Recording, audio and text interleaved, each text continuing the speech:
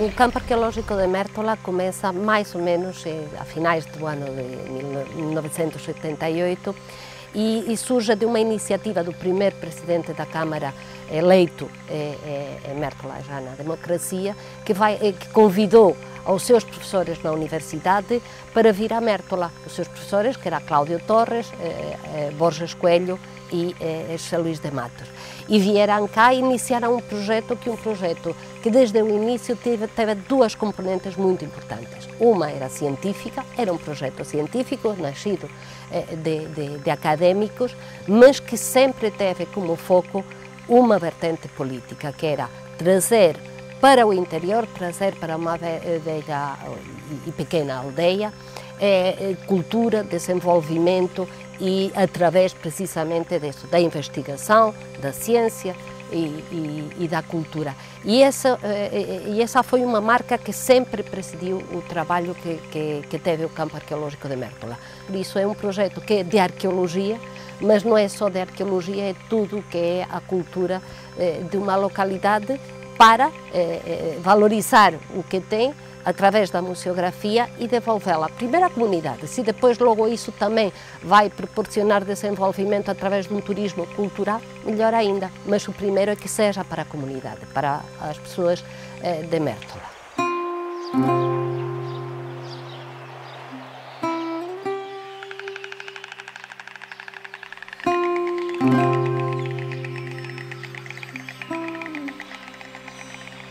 Mértola é emblemática em termos da história do sul de Portugal porque é o sítio que tem umas condições geoestratégicas fundamentais para a conexão com outros territórios. Por isso, a sua natureza de ser um porto, o último porto navegável do rio Guadiana, fez com que sempre fossem chegando, em primeiro lugar, a Mértola, civilizações de todo o Mediterrâneo e que se fossem desenvolvendo aqui as novidades. É um sítio onde também há continuidades, mas aqui é que se cruzam com o resto. Aqui se cruza o Alentejo com o Algarve, com o Mediterrâneo, e como sempre os sítios onde há cruzamento, os sítios onde há trocas, são sítios extremadamente ricos. Por isso é aqui que temos vestígios, pelo menos do século VIII a.C. até a atualidade. E é isso que fez com que Mértola fosse mostrando-se, ou consiga mostrar-nos, como é que foi evoluindo todo este território ao longo do tempo, porque, digamos, tem as várias camadas de história muito visíveis no próprio território. Normalmente se ensina muito a história como momentos de ruptura, ou seja, primeiro eram os que havia antes dos romanos, depois chegam os romanos, já parece que desaparece o que havia antes, depois chegam os visigodos, que aqui nunca encontramos, mas parece que os romanos desapareceram, depois chegam os muçulmanos, desapareceram os anteriores, e não é bem assim. Há um contínuo, há muitos elementos de continuidade. E esses elementos de continuidade estão na cultura em geral e também nas religiões. Para além disso, muitas das religiões sempre foram, digamos, aceitavam o outro. Os romanos, por exemplo, o panteão romano aceitava todos, enquanto que os todos também aceitassem os deuses romanos. O cristianismo nisso foi um bocadinho menos aberto, não é? Porque não aceitava outros deuses, é só um Deus. E isso, digamos, houve aí alguma mudança, mas mesmo assim a herança romana continuou e foi da herança romana da qual se fez o mundo cristão primitivo. Depois, quando chegou o Islão se constrói a partir das outras religiões do livro, de judeus e cristãos.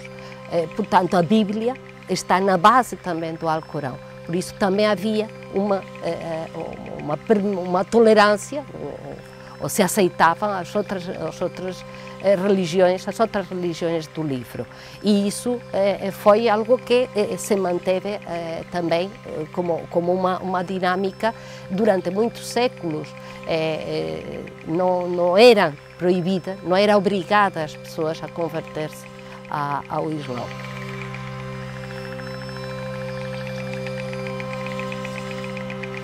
eu acho que não só não se reconhece, como também não, ao longo dos muitos séculos se tratou muito de apagar o que havia disso. E nos resta muito pouco. Temos muitas cidades onde os arcos que evidenciavam essa cultura islâmica foram cortados para que não tivessem esse ar, para ter um ar mais românico, mais romano, né? E isso dificulta, sem dúvida, essa apreciação, essa valorização desse passado islâmico. E, por outro lado, as outras coisas que deixou e que não são só de caráter artístico. Há uma herança islâmica enorme no português, na língua portuguesa. Tudo isso são uma herança que não é só a herança artística, que é aquela que entra muito pelos olhos. Há outros elementos que são muito importantes. As culturas, por exemplo, a forma de explorar as terras. Precisamente temos um outro projeto aqui no Concelho, numa terra que se chama, por acaso, Mesquita, não é? A aldeia de Mesquita, onde estamos a ver precisamente isso, que o Islão também ocupou os espaços agrários e os transformou, criando novas formas de explorar a terra, novas formas de ocupar o território, novas culturas, ou seja, houve também aí elementos importantes que trouxe a cultura islâmica para a sociedade, no fundo, atual. Uma das tradições antigas que o Cláudio investigou durante muitos tempos foi a questão da tecelagem. Com o Islão que chega o tiar horizontal a estes territórios e ainda hoje é uma marca fundamental do saber fazer destas áreas, né? E esse seria um dos exemplos. A língua, sem dúvida, gestos cotidianos, mesmo na alimentação, são muitos os elementos, sobretudo esses mais pequenos, os hábitos, por exemplo, de higiene, que, digamos, o Sul sempre teve uma higiene muito mais apurada, precisamente muito herdada do mundo islâmico, que promove muito uma higiene profunda, ritual até.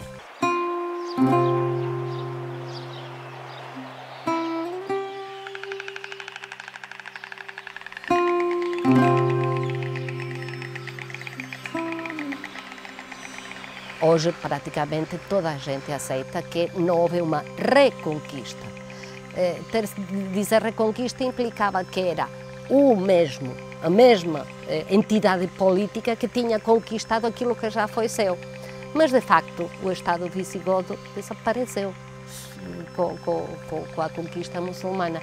Ou seja, hoje em dia se diz reconquista, quando se diz reconquista é um processo histórico, mas é um processo histórico onde uma realidade política do norte, sobretudo daquela zona das montanhas do norte da Península Ibérica, vão conquistar território sobre um sul, e sobre um sul, não só sobre um sul muçulmano, como também, isso o Cláudio fixou muito bem, sobre um sul com um cristianismo diferente.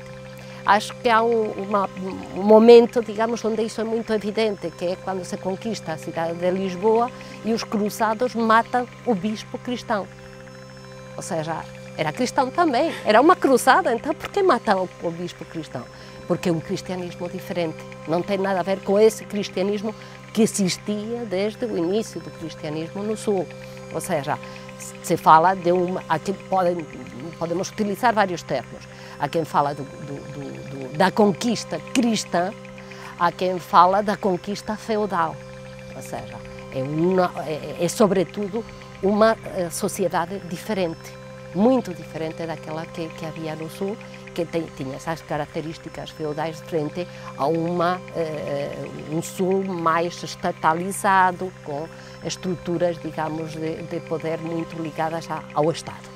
Aqui havia pessoas que escreviam os seus epitáfios em grego no século VI, portanto eram pessoas que tinham uma civilização de matriz grega, que eram cristãos, mas eram uns cristãos diferentes e que cá estiveram e aqui não só viveram, como faleceram, e tiveram filhos e mantiveram a sua civilização. E essa, digamos, é uma das que não se conta nos livros, mas igual do que isso a outras, não é?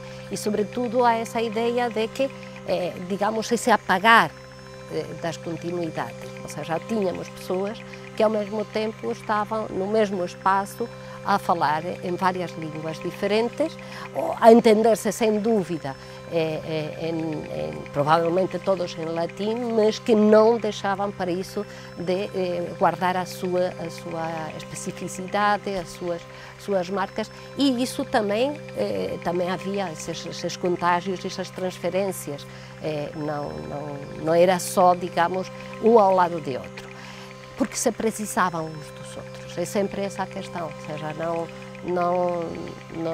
não é o outro por aceitá-lo, não é porque somos bonzinhos, não, é porque também precisamos do outro.